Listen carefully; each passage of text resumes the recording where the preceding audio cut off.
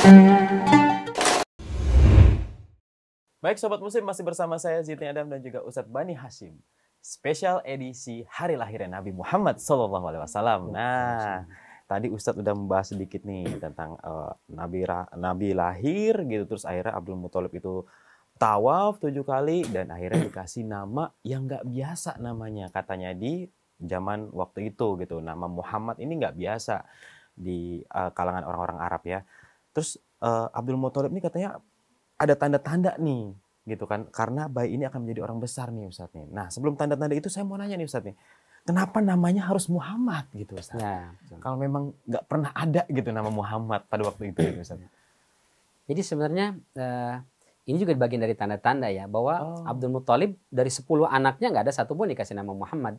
Tapi begitu cucunya kepikiran nama Muhammad, berarti memang Allah yang menggerakkan. Jadi ya kalau orang kita bilang wangsit lah ya, dapat wangsit, sehingga ngasih nama yang tidak biasa. Nah Muhammad ini secara bahasa artinya yang terpuji, terambil dari kata hamida, hamida, artinya memuji. Nah terbentuk 4 nama dari hamida itu. Yang pertama Mahmud, yang kedua Muhammad, yang ketiga Hamid atau Hamidah kalau perempuan, Mahmudah misalnya, atau Ahmad. Jadi Mahmud, Muhammad, Hamid, Ahmad, 4 nama ini. Kata Syekh Mutawalla Sya'rawi begini, orang itu terpuji dari 2 sisi. Bisa baik kepada sesama, bisa baik hubungan kepada Tuhan. Ya. Kalau baik kepada sesama, hubungan secara horizontal. Orang kalau baik sama orang lain itu, dia terpuji. Tapi ya manusia ya sebaik-baik kita ke orang pasti ada kurangnya. Misalnya Mas Jidni bisa baik sama si A, sama si B, oh sorry Ustadz, sama dia sih ada dendam yang tak bisa terlupakan Ustadz. Iya. Maafin oke, tapi nggak bakal gue lupain. Kadang-kadang kayak begitu. Iya betul Ustadz. Manusiawi, tapi dia baik ke banyak orang gitu. Meskipun ada 1-2 yang kurang, dia tetap terpuji. Namanya Mahmud. Namanya Mahmud. Kalau dia ke semua orang baik, yang baik sama dia baik, yang biasa aja dia baik, yang jahat aja masih baik, itu namanya Muhammad. Jadi orang kalau baik ke semua orang tanpa cacat, tanpa celah, itu tanpa kekurangan sama sekali, namanya Muhammad. Nabi kita namanya Muhammad, berarti ke semua orang baik, tanpa pandang pilih, tanpa pandang bulu. Orang yang baik beliau baik, orang yang biasa aja beliau baik, yang jahat sama beliau pun tetap baik. Maka namanya Muhammad. 1. Yang kedua, orang baik itu ditinjau dari hubungan dia dengan Tuhan. Rajin ibadah. Ada orang baik kepada sesama tapi ibadahnya kurang kan gitu. Nah ada orang yang ibadah, ditinjau dari segi ibadah. Kalau orang ibadahnya rajin, bagus itu, dia terpuji. Disebutnya Hamid. Tapi sebagus-bagus ibadah kita, tahajudnya bagus Ustadz, Masya Allah. Puasanya gimana? Puasanya kurang. Ya tetap terpuji, Hamid. Yang ini puasa rajin, tahajud rajin, sedekahnya. Itu kalau sedekah ada pelit Ustadz. Dia tetap bagus, karena ada sisi lain kan, ibadahnya bagus. Maka dia tetap terpuji, namanya Hamid. Kalau ada orang semua aspek ibadah, nggak ada satupun yang kurang, nggak ada satupun yang cacat, dia dari Hamid berubah menjadi Ahmad. Jadi Ahmad itu simbol kesempurnaan ibadah orang atau hubungan vertikal dia dengan Tuhan. Muhammad simbol kelebihan atau keistimewaan dia, hubungan dia dengan sesama. Nabi kita Muhammad SAW itu namanya 2, Muhammad dan Ahmad. Gitu. Jadi secara hubungan horizontal beliau sempurna, hubungan vertikal dengan Tuhan sempurna beliau. Maka namanya Muhammad dan Ahmad. Dalam Al-Quran menariknya nama Muhammad disebut 4 kali, nama Ahmad cuma sekali. Nama Muhammad pertama disebut dalam surat Ali Imran 144, surat Al-Ahzab ayat 40, surat Muhammad ayat 2, surat Al-Fath ayat 29. 4 kali disebut nama Muhammad. Sementara nama Ahmad hanya sekali dalam surat As-Saff ayat 6. Wa mubasysyiran bi rasulin ya'ti min ba'di ismuhu Ahmad. Jadi perbandingannya nih, Muhammad 4, Ahmad 1. Apa artinya ini? Muhammad tadi simbol kesempurnaan akhlak kepada sesama. Sementara Ahmad simbol kesempurnaan ibadah kepada Tuhan. 4 berbanding 1. Artinya apa? Mestinya nih satu ibadah melahirkan 4 aksi sosial. Jadi orang yang masuk surga itu bukan yang paling banyak tahajudnya, tapi yang paling bermanfaat buat orang lain. Masya Allah. Boleh jadi ibadah kita nggak terlalu banyak, tapi pastikan tidak ada orang yang tersakiti dengan lisan kita. Tidak ada orang yang tersakiti dengan tangan kita. Tidak ada yang terzolimi dengan sikap perbuatan kita. Gitu. Karena kalau ke Allah salah, minta maafnya gampang. Yang penting syirik tapi ya, jangan termaksiat. Tapi kalau ke orang belum tentu, nggak semudah itu. Nah, maka nama nih luar biasa. Nabi Muhammad itu. Masya Allah, Ustaz. Dan itu nggak mungkin terpikirkan oleh orang biasa yang kalau tidak dapat wangsit ibaratnya dari Allah, nggak mungkin muncul ide itu, nama itu. Makanya kok bisa dia ngasih nama tuh yang nggak biasa gitu Ustaz ya. Ini di antara tanda-tanda juga tuh. Oh, tanda-tandanya. Ada yang lain tanda-tandanya Ustaz? Nah, tanda-tandanya yang lain, meskipun ada 3 riwayat kalau kata Ibnu Taimiyah itu. Jadi Nabi SAW begitu terlahir itu, begitu Abdul Muthalib mau periksa tuh, mau dikhitan, ternyata mohon maaf, Rasul SAW terlahir sudah makhtun, terkhitan. Oh, sudah terkhitan. Ustaz. Sudah dikhitan. Oh. Jadi ada 3 riwayat memang kata Ibnu Taimiyah. Satu mengatakan lahir sudah terkhitan, udah nggak ada yang harus dipotong. Yang kedua, malaikat Jibril yang mengkhitan. Oh gitu. Nah, jadi kalau malaikatnya mengkhitan nggak pakai gunting tuh, nggak pakai berdarah tuh, nggak pakai sakit tuh, pokoknya langsung beres aja udah kelar. Celing gitu ya Ustaz ya. Langsung celing aja. Nah, yang ketiga ada juga yang pendapat mengatakan Abdul Muthalib lah yang mengkhitan. Tapi kalau kita ambil yang 2 pendapat ini, maka begitu Abdul Muthalib mau mengkhitan, melihat bayi ini, loh kok sudah nggak ada nih, sudah terkhitan. Langsung dia mengatakan, ini bukan sembarang anak, dia akan menjadi orang besar ini. Tapi belum tahu Nabi. Karena apa? Karena masyarakat Mekah itu informasi tentang Nabi itu kurang. Tidak seperti di Madinah, kita ceritakan kemarin kan. Kenapa begitu hijrah ke Madinah, kok Rasul lebih diterima? Karena di Madinah ada orang Yahudi yang tahu tentang akan adanya Nabi gitu. Sementara di Mekah kurang.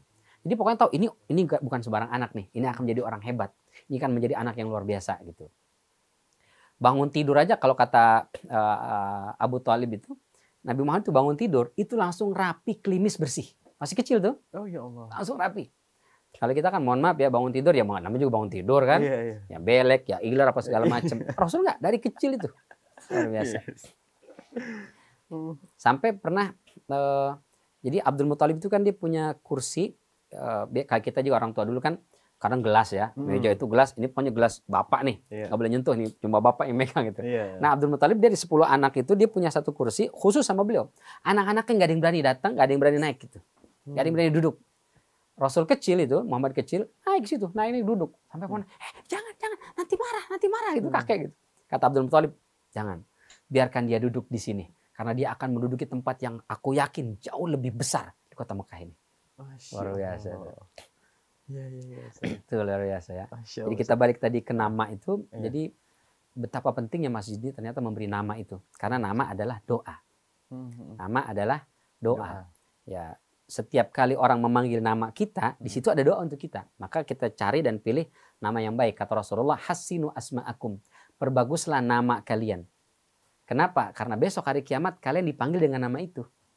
Ya, kita di dunia aja nih, mohon maaf kalau nama kurang bagus ya, rada kurang bagus misalnya, dipanggil di puskesmas saja atau di rumah sakit misalnya atau di ngurus pengurusan berkas lah gitu ya. Dipanggil, karena kalau namanya kurang cakep kan rasanya malu ya gitu ya. Ibu ribut misalnya nih. Namanya. Angin dong. Atau misalnya Bejo, Pak Bejo, siapa Bejo nih gitu. Meskipun mananya kan bagus sebenarnya kan gitu. Cuman ya masyarakat kurang inilah responnya gitu. Apalagi di hari kiamat di hadapan seluruh makhluk, seluruh manusia dari Nabi Adam sampai manusia terakhir ngumpul dipanggil nama kita. Kalau kurang bagus kan rasanya gimana gitu ya. Maka berilah nama yang bagus. Meskipun mohon maaf orang tua zaman dulu orang tua kan ngasih nama bukan asal-asalan orang tua kalau ngasih nama, tapi memang kemampuan kognisinya, pengetahuannya memang terbatas gitu. Sehingga kalau ngasih nama anak kadang bukan asal dia, tapi dia mengambil berdasarkan misalnya kejadian gitu. Ketika lahir nih terjadi hujan deras, banjir, maka dikasih nama anak. Siapa anaknya? Banjir. Karena terjadi peristiwa itu. Ada yang pas lagi nama daerah gitu. Nama daerah atau lagi lahir terus ari-arinya itu mau dikubur sama ayahnya itu tiba-tiba jatuh kan, harus diserok tuh pakai serokan sampah itu. Kalau orang Betawi bilangnya pengki. Siapa nama anaknya? Pengki gitu akhirnya. Ada yang ngasih nama dengan sesuai hari. Betul. Nah, lahirnya hari apa? Hari Kamis. Kasih nama Misan, hari Kamis. Jumat, Atep. Hari Sabtu, Tumin. Hari Minggu, Gumin, Guna gitu. Hari Senin, Nendi, Nenti. Selasa, Satem. Hari Rebo, Bokir, Bodong, Bolot, Boneng. Itu Rebo semua tuh lahirnya tuh. Banyak Ustaz ya. Banyak.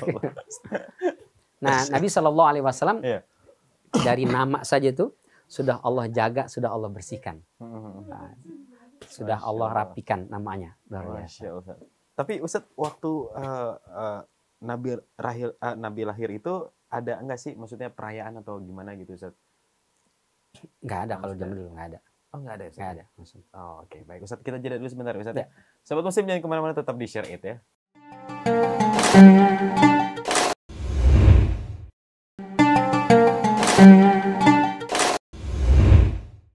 Baik Sobat Muslim, masih bersama saya Zidni Adam dan juga Ustadz Bani Hashim. Nah, tadi Ustadz udah menjelaskan nih masalah nama Muhammad ya.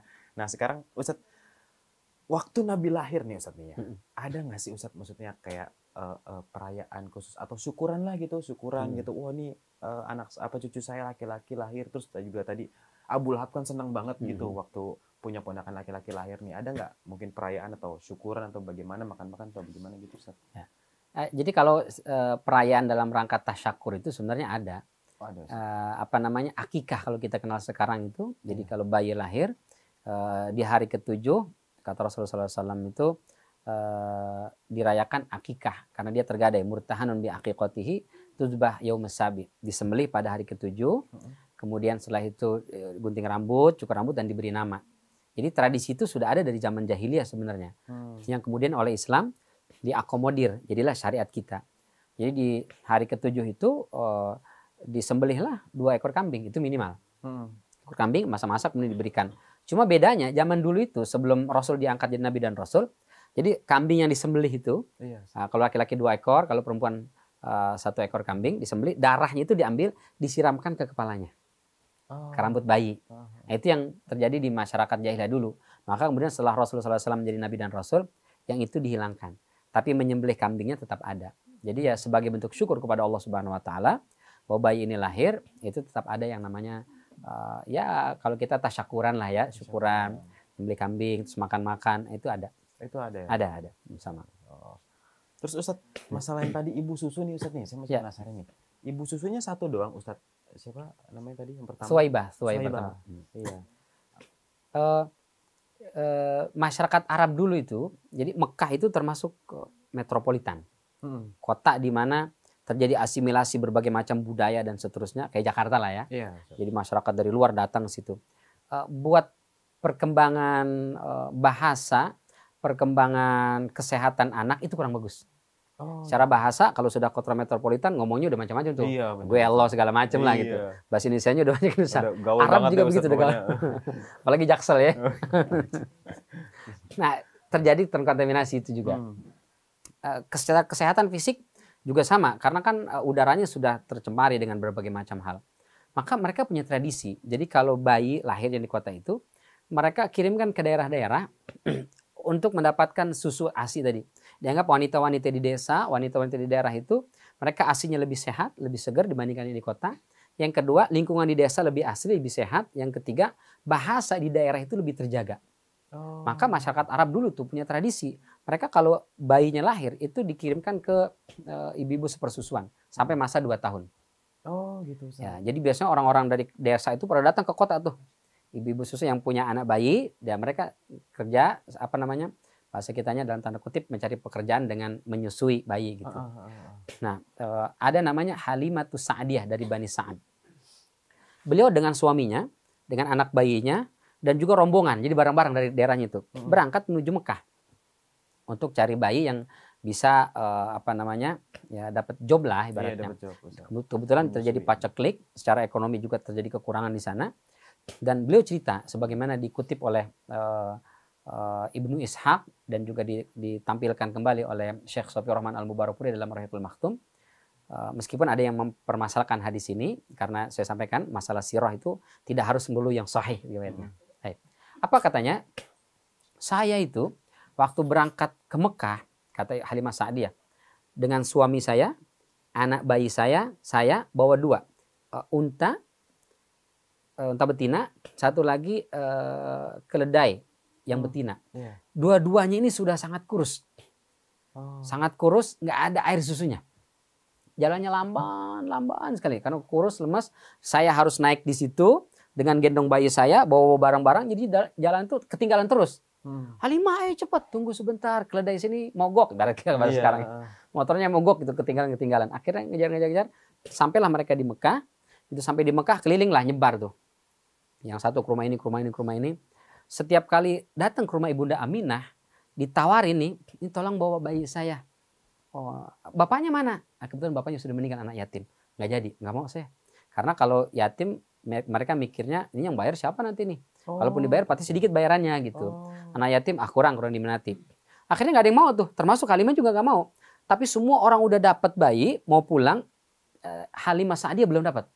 Gitu. Akhirnya mau pulang, masa kita pulang nggak bawa bayi ini, sementara kita butuh kan? Kata Halimah ke suaminya, pokoknya saya nggak mau tahu, biar bagaimanapun saya akan bawa tuh bayi yang yatim itu. Tapi yatim ntar bagaimana, kurang uang, daripada kita pulang tangan kosong, nggak apa-apa, yatim bawalah. Akhirnya diambil, begitu dibawa, apa kata Ibunda Halimah, demi Allah bayi itu baru pertama kali aku pegang langsung mendatangkan keberkahan. Apa keberkahannya? Begitu aku gendong, aku sama sekali tidak merasa berat. Menggendong Rasul itu nggak berat sama sekali. Padahal beliau kan bawa bayi kan. Iya. Karena kan kalau dia memberikan ASI, dia harus posisinya mengeluarkan ASI, berarti kan harus ada bayi gitu. Jadi bawa 2 bayi, itu sama sekali nggak merasa capek dan lelah. Setelah itu aku naik ke keledai itu nggak merasa capek. Istirahat dulu malam itu, tidur. Mereka bikin tenda masih di Mekah, pulangnya besok kan. Kata beliau, sepanjang jalan dari Bani Sa'ad ke Mekah itu kemarin, itu bayi itu nggak pernah bisa tidur. Karena selalu nangis minta ASI dan ASI saya nggak keluar, kata dia. Karena nggak ada asupan makan dan minum gitu. Unta di perasusi nggak ada, keledai di perasusi nggak ada juga, padahal betina. Jadi nggak ada makanan, nggak ada minuman. Nangis tiap malam. Saya tidurin capek, dia nangis karena capek aja, bukan karena kenyang. Tapi malam itu setelah saya gendong ini anak yatim ini, katanya, anak yatim itu begitu menyusu, ASI saya banyak keluar, sampai kenyang tertidur. Bayi saya nih yang selama perjalanan itu nggak pernah ada ASI-nya, tiba-tiba malam itu dia minum ASI saya dan kenyang langsung tertidur. Luar biasa. Dan ada sebagian ulama yang mengatakan Nabi Muhammad itu begitu disusui oleh Ibunda Halimah Sa'diyah, itu beliau hanya mau menghisap dari payudara sebelah kanan. Begitu dipindahkan ke kiri beliau nggak mau. Oh gitu. Jadi nggak mau ngisap. Jadi di sebelah kanan doang. Kenapa begitu katanya? Karena Rasulullah SAW dari bayi saja sudah Allah jaga. Ini beliau minum di sini, tapi yang ini adalah hak anak-anak dari Halimah Sa'diyah yang lain. Itu Rasul dari kecil aja udah nggak ngambil haknya tuh. Ya nggak ngambil hak orang lain. Iya. Jadi bayi. Akhirnya sepanjang jalan ASI-nya jadi banyak. Terus suaminya langsung lari-lari. Istriku. Betul, anak yatim yang kau bawa itu membawa berkah. Memang kenapa?